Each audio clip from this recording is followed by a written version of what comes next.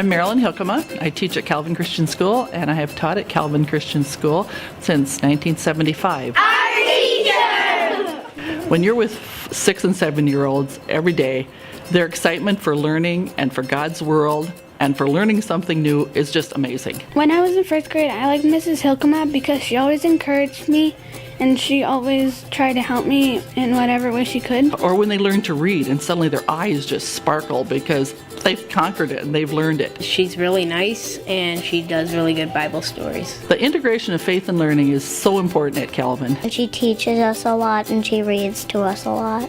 The majority of the time, it comes out of discussions and questions from the kids, it's situations that come up. So I think that whole integration is a part of our day. We have good stories. Making sure they know it is God's creation, it's not just nature. After the duckling song, she always laughed. I remember practicing for drama night, and the kids were being pretty silly, and I was getting frustrated, and so we got back to the classroom and I talked to them, and one of the kids said, "Now, Mrs. Hilkema, you know when the parents are there, we'll do just fine."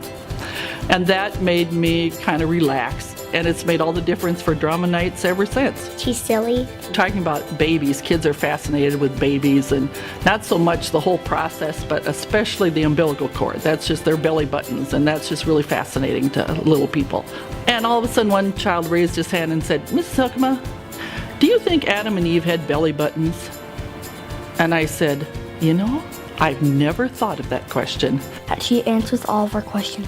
It has been amazing to see God work here. Her Bible stories really brought to life in my mind. I could picture them and they stuck in my head forever. We were studying animals and he was reading about wolves, and he came to me and said, "Do you know that wolves are just like Christians?" I said, "Well, how's that?" He says, "They mate for life." And I said, "You know, I hope you remember that someday." She's really healthy and that she teaches really good things.